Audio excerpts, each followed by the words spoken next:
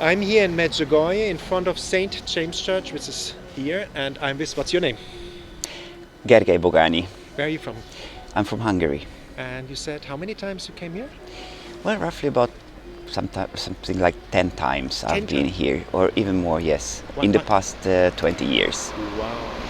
And what did you think, when you heard the first time the story about Medjugorje, what did you think at the time? Tears in my eyes. Tears in your eyes. Yes, well, I was quite young and I was reading the messages of Medjugorje. That's when I first met with the subject, and I immediately felt the power and the tenderness of Our Lady that is talking to us. And I was shocked by the fact how she, from up there, can come all the way down to care about us and make an effort of giving messages to human beings. I was so shocked and so moved by that. So ever since I had a great compassion and Affinity to come here? affinity, definitely yes. And then finally I managed to come all the way here first time, and then always kept coming back. And how was the experience when you came first time here? What happened here for you? I didn't experience a straightaway miracle, and I was not expecting that either, because it is not why you go to such a place. I mean, the holy host, the consecrated host, is the same in Hungary or in Venezuela or anywhere in the world, with the fullness of God's presence. But the circumstances, however, may be very different. And that's what I experienced here in Medjugorje as well. Among other places as well, I used to go to different, I have been to Mexico, Guadalupe, yes, and quite many other major pilgrimage places for pilgrimage. However, here in Medjugorje, for the first time and also now, I have experienced the intensity of the presence of the ones above. And each time that you go to such a place, it's above all, it is a spiritual journey, or first of all. And where it does start is the in-depth thinking, and finally of this hassled world that we are present in. That's fine, but it's most of the time too hectic and Loud. especially too loud and too much on the surface. And here you have the chance to go to really go into yourself and to really experience the presence of God, as simple as that. So the first thing you do here is penance. That's ultimately the first. You cannot escape that. What And- does it mean for you, penance? If somebody listening, doesn't know what it means in the Catholic way, what would you tell them? Well, in a Catholic way, that is to go to confession. Without the first step, you cannot do the second step. And this always is the first step. To get deep in yourself and really think of all your sins, your trespasses, your mistakes, bigger, smaller, all kind. And then when you have the incredible grace being a Catholic and to have the chance to go to confession, nothing can overpower this. And this must be and is the first step in a retreat, official or not official retreat. So that's where you start. And in Medjugorje, many people told me that the confession will be special, and I was like, okay, why? The priest is the same. The priest it will give you the absolution if he will. So why is it so special? As long as I was here and experienced it. What happened to you? Well, it is just such an intense connection. Encounter, Somehow no? Somehow. encounter also, but also a meeting. And well, I understand that really everywhere it should be, and maybe is the same, but however it is more intense here. So it is the number one. And then for example, suffering is a key to success.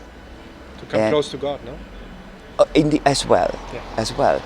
And that's what you may have the chance or the grace to experience here, a little bit of a suffering. What do I mean? For example, going up the hill, Križevac, or the apparition here, is not necessarily a simple physical action, because you need to kind of suffer the stones, so it may be a little bit demanding. But what you're doing during, and that's the key, is that you're deepening to yourself and praying. You are praying the rosary, you are meditating on the stages of the cross. And while you are doing that, and while a little bit you are suffering, not much, but a little bit, you are going through a cleansing. And going and coming down and going through all that, you are just purified in a unique way. That's what I have experienced.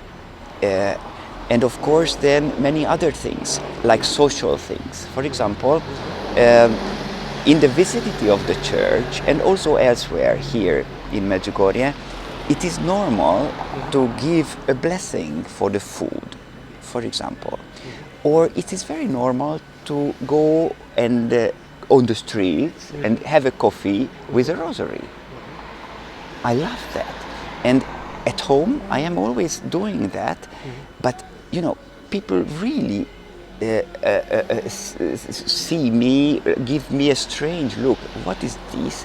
Why is this so strange? It is not fashionable anymore. It is maybe we don't need that anymore. And there is this one guy who is still going around with the rosary and blessing the food, and anyway it is so uncomfortable. Here it is the most natural thing. So here, for example, also some other places, but here you have the authentical approach socially, what you should have elsewhere indeed.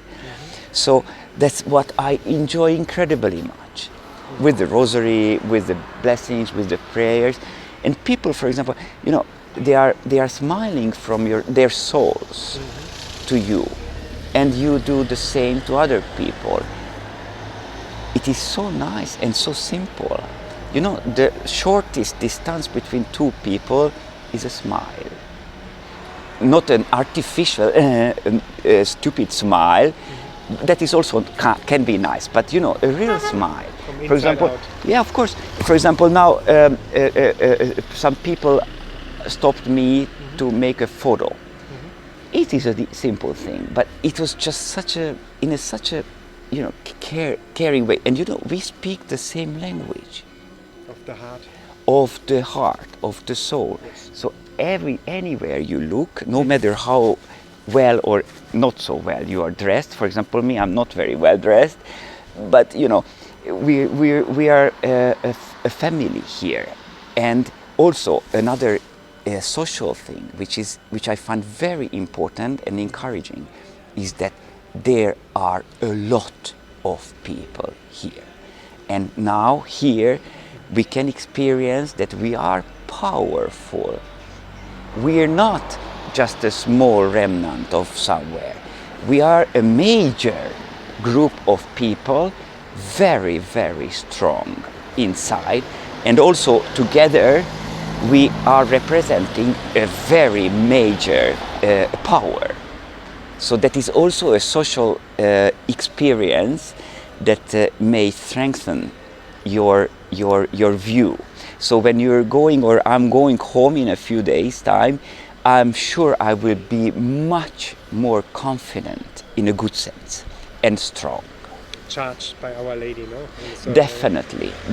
Such a charge People we are say getting like a here. battery charged here, no? Again, with faith and trust.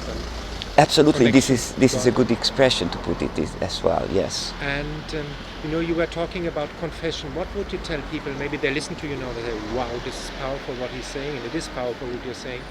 I want to go to confession, but I'm so scared about what will the priest tell. I didn't go for 20 years." What would you tell them? It is very good to be afraid a little bit, and it is very bad not to trust fully.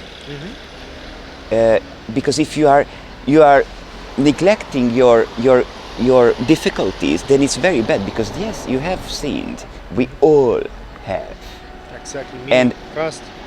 you don't know the other ones, but everyone normally. And it is normal and good to have a fear. It is more than normal. It is essential. But to make the step is as well essential. You will never regret it in your life. To put a heavy stone down, it's unreplaceable feeling. It is the best ever you feel could free, light, you could do in your life. Yeah. To carry so much difficulties and sins and heavy stuff in your backpack is even more difficult than to once put it really down. And it's not the priest who you are talking to. It's not the priest who are giving the absolution. He is only an instrument. He can judge, he can listen, he can tell advices, of course. And in here, especially, it's incredibly nice. I happened to go to a priest from the United States, and I mean, it's just overwhelmingly nice. And my friends also said the same. So, well, anyway, but it is God who you are talking to, and He is expecting you to go to confession. He's expecting you and awaiting you with an incredible warm heart. We come to the next question here, because a lot of people in this world, they think God the Father is an old, angry man with a white beard. He waits for us to put us to hell, waits for a mistake. And He's not like this. Can you describe God the Father? Certainly not. It is impossible, of course, by all means. But I mean, and nothing could be further from the truth. Of course, He's love Himself. How could He? I mean, but there is one condition to that, and that is to ask for pardon. I mean, if you already, only in your soul, the question arises that I maybe should ask pardon, He already is incredibly joyful for you to already give the sign. And then you only need to really act and put it into action. Beautiful. And can you tell the people what Jesus did for you in your life? It's impossible because well, everything. Starting with that He Himself, the Holy Trinity, they created me personally and individually. I mean, excuse me, what better can you what else? How can you top this? This is already more than if I would, suffer my whole life, it would be even worth it still. But the graces that I am and we all are getting continuously is immense. We don't even recognize that. Yeah. I mean, the first glass of water in the morning is a gift. It's not what you have earned. It's a gift from God, as your life is. And every person has been individually crafted into perfection by the Holy Trinity before you have even, born. You were born. So, can you ask for more? This is amazing. And also, every person has his or her individual duty on earth, what nobody else can do to fulfill. Yeah. Only her or him. So that should give such a dignity to every person that every one of us, we really should feel the most thank for God for having created us with an individual duty and mission that nobody else can do, nobody else. So therefore, we all are incredibly important in His eyes, and He's awaiting us to find and then fulfill our individual mission. Like Our Lady Fiat, to say yes to the mission as well, no? Yes. And very beautiful. That means at the end that if there are people out there who are not happy with themselves, think about what you just said, because we are incredibly valuable. No? Yes, definitely. I am never satisfied with myself and always very sorry for myself. How can I be again? Forgetting things, doing things, all kind of bad things. Okay, but we are falling all the time. Yes. That's not what matters, but how we stand up and search for our goal and fulfill our mission regardless. Beautiful. And you said you always have been Catholic? Yes. I see you have a personal relationship with Christ. You can see that. How can a person can have this, experience the living God of Israel? How can they experience God personally in their Everything is a grace. Yeah. But you can ask for graces. You can ask God personally to grant you an individual grace addition to what you already have. Yeah. But first you also may want to recognize your own graces, what you may not have recognized yet, because you have it and you think it's automatic, but not quite. Oh, we have so many gifts that we don't necessarily recognize. Beautiful. And at the end, what do you like most about Medjugorje? What is for you here? Do you have the mountains, the church, adoration? What do you like most here in Medjugorje? That God is arranging the meetings. We don't need to schedule.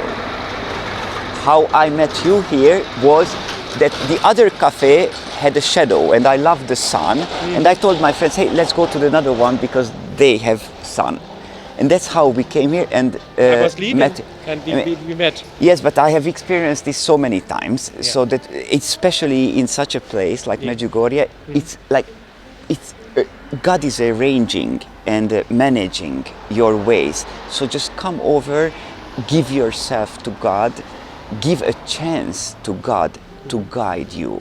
Don't plan necessarily if not needed, so very precisely, so let it happen and you will find your way. You pray the rosary? Absolutely. Why? Why you're so convinced? For old ladies, we say. Yes, also, Yeah? of course, but the rosary is the key for everything. Why?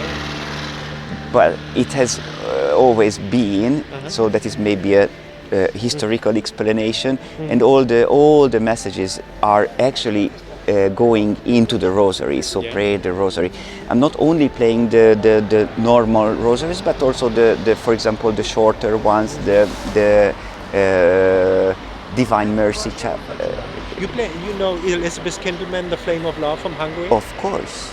What would you tell people about the Flame of Love? I think this is very important for this time. The Flame of Love has a key role at the, so to say, at the end of end times, which is now. Not tomorrow, is now. Also tomorrow, but also today.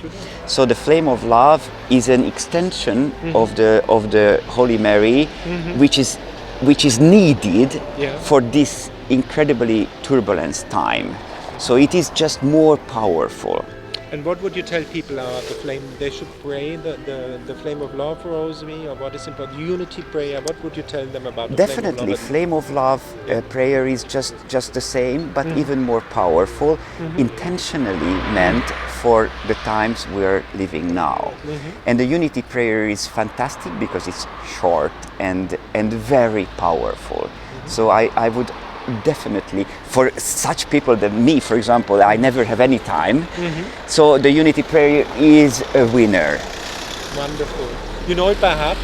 Yes, but not in Not now, English. in English. Doesn't matter. So to tell the people what is the flame of love, it's a visionary from Hungary, no? Elizabeth Kindelman. Yes. Check it out on the internet. You can find you find the unity prayer and the flame of love rosary. And what can I say? What a beautiful interview. Do you have anything else from the heart what you would like to say at the moment? Or do you have anything on the heart what you like to say right now? Well, thank you very much. My pleasure. I have a lot to say, but I think I tried to summarize my feelings now. It was beautiful. Thank you so much for this interview. My pleasure.